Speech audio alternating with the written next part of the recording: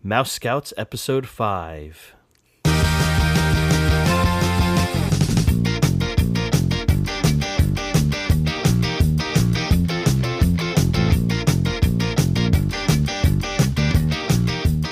All right, welcome to Mouse Scouts, the show dedicated to bringing you Disney park tips, inspiration, and family-friendly fun. My name is Chris. And I'm Megan. And this episode, we have some inspiration for you guys. It's Wednesday, and we're taking a little inspiration from the movie Ratatouille. And we're going to be talking about finding your calling. So in the movie, there's a voiceover of Remy, who is the rat in the movie. And he says, "This is me. I think it's apparent that I need to rethink my life a little bit. What is my problem? First of all, I'm a rat, which means life is hard. Second, I have a highly developed sense of taste and smell." So there's a lot of things I think that we can pick up from this. And the first thing is, in danger of sounding like I'm making a pun here, but the first thing is the rat race. Okay. Now I know, but I really think that there's a lot of people today who are, maybe in jobs that they hate or have jobs that have become unfulfilling, and it could be anything. It could be that they took the wrong career path from the get-go, and then they've climbed the ladder, and now they feel they've gone too far that, they don't feel like they can start something new. Oh, sure. When you've spent a lot of time investing into one thing and then finding out that, oh, you know what? I don't really like that so much after all, or this really isn't bringing me to where I want to be. It's hard to get rid of all that time and effort and start over again. Yeah, totally. I mean, you invest so much time in something, and you progress in your chosen field, and so many people have been in their jobs for 10 years, 20 years, and so it would be really hard for them to put that down and start something fresh. So it could also be that, people may not necessarily hate their job or want to leave or whatever, but there's plenty of people out there that love their job and love what they do. I love doing graphic design, but, I also love doing things on the side, things that both enrich my life as well as the lives of others. You know what I mean? And I think it's important for people to find that kind of thing. Mm-hmm. Yeah, definitely. Not everybody can do what they love for work. You can love what you do for work. You can love your work, but that's not necessarily the thing that you love to do. Mm-hmm. So, you need to be able to find that thing on the side that you do love, that thing that allows you to really explore who you are mm-hmm. and what you have to give to this world, and, just the ways that you can be creative and influence those around you. Yeah, yeah. What is that for you? I was just thinking about this, and ordinarily I would say sewing, but I haven't really had all that much time for sewing of late, and yet I still feel like I'm being fulfilled. So I think I would have to go with just generally creating. Mm-hmm. I like crafting in general. And I've found several ways that I can, it's outside of just doing things with our own children, because, of course, I'm at home with them all day as we're homeschooling our oldest, and, I have the two younger boys as well. So we do crafts here too, but I also have taken on the position of the craft coordinator for my Mothers of Preschoolers group, which is great because it gives me a chance to do crafting with grown-ups. So something that I think any stay-at-home mom is going to understand. Mm-hmm. And also I have, in the last year, I took on a role as our daughter's Girl Scout leader. And that's been really fun because I can plan out, what the girls are doing. We've earned a lot of badges this year as brownies. And we've been doing a lot of crafts as well. And I think even though I haven't had much time for sewing, even though I love sewing, I still feel like I'm really getting to do what I enjoy. Mm-hmm. Yeah, absolutely. And one of the really cool things that kind of popped into my mind as you were saying that is that, people change. I mean, so whether we're talking about a career or we're talking about things that you like to do creatively, and finding an outlet for that, it's not always going to be the same. So. Mm-hmm. So I wanted to kind of explore a few ways that I think people can go about finding what it is that they're supposed to be doing. So I mean, so you're calling people hear that word and they think that it's something that is you discover. You're like on this long quest to find it, and once you do, then that's it, and then you stay there, and I don't think it's that. I think a person's calling can change, Mm-hmm. and I think you have to be open to that and aware of things that you're doing and things that you're interested in and things that you're finding fulfillment in. Mm-hmm. And so with that said, I really feel that people already know what it is they're supposed to be doing, or at the very least have an idea of what it can be.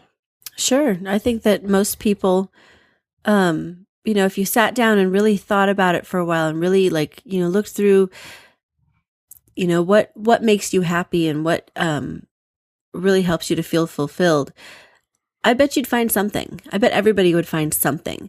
And maybe it doesn't feel right now like it's something that you can really pursue, or something that has, a whole lot of substance to it, but I think you could work on it. And even if you could just find a little bit of time every week to work on it, mm-hmm. see what other people are doing with that, and see if that's, other people have ideas on ways to pursue the things that you love. Yeah, absolutely.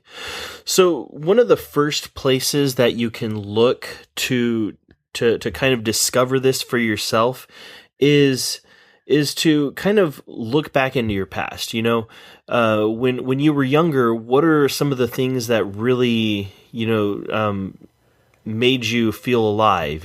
For me, it was magic. I had got a magic set under the Christmas tree one year, and my parents would always wake me up late at night when David Copperfield was on TV or something, and I'd always had that interest in sleight of hand and the idea of creating something impossible for people there in front of you, and that has been something in these past years that I've brought back and been able to, bring into my life and, really be able to do that. And that's something that I'm able to find fulfillment in myself. I perform mainly at restaurants and stuff, table hopping and entertaining people while they wait for their dinner to get there. But the cool thing is I'm also able to give this gift of something impossible happening to other people, Mm-hmm. And, you had mentioned you're doing crafts for adults,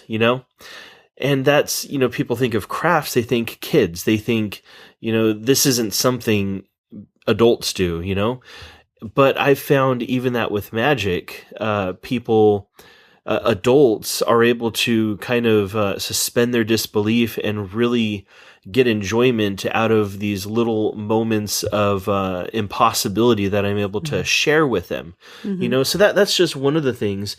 So look to your past, figure out what you really enjoyed back then. Your sister, for example, has always had a love for animals. Always. I mean, since she's been breathing, basically. Uh-huh. And, she's been able to take that love for animals, and she's been able to, carve out a career for herself in that, Mm-hmm. Yeah, it's been a bit of a path for her, but at this point, she's recently became a licensed or registered or whatever dog trainer. Mm-hmm. So, and she's working at a doggy daycare and considering opening one of her own at some point. And she's able to do what she loves.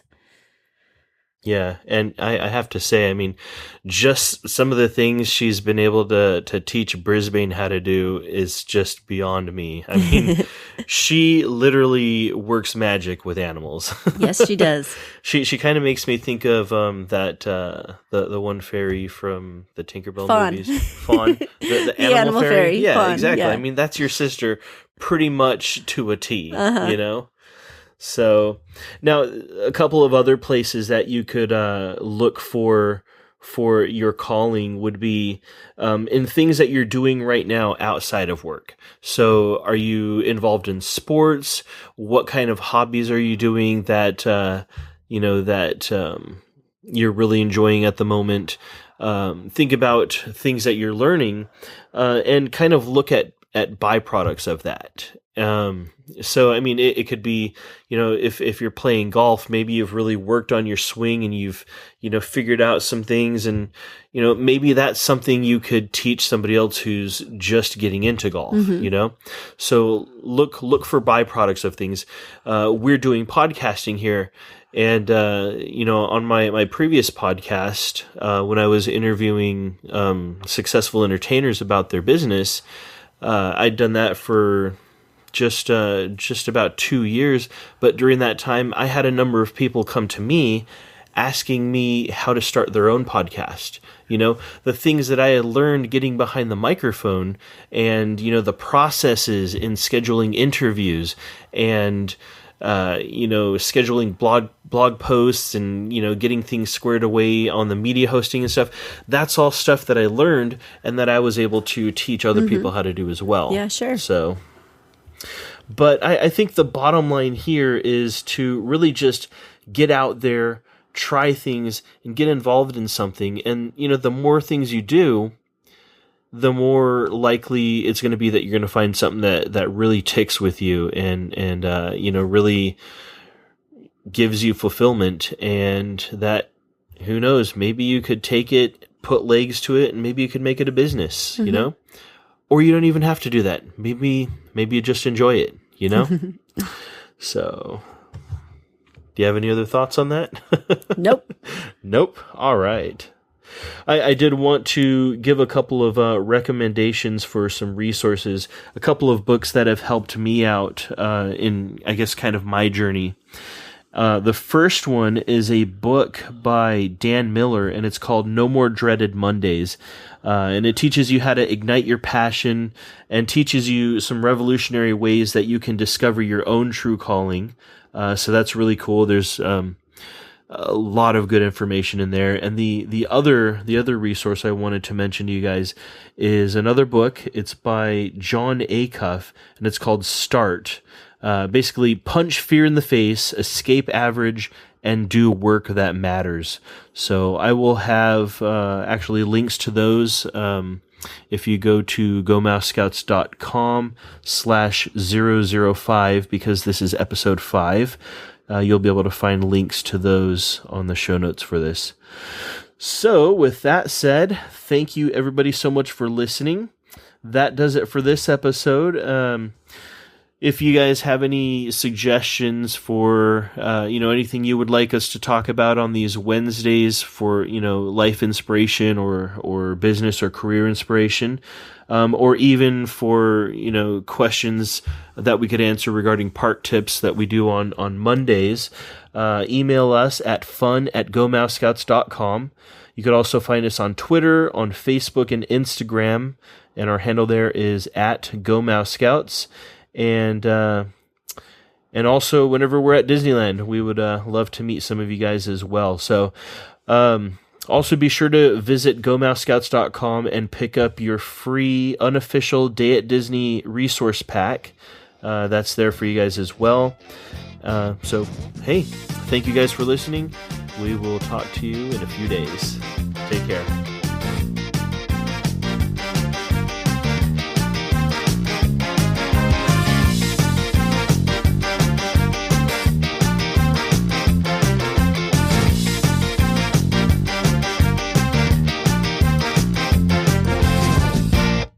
My name is Chris.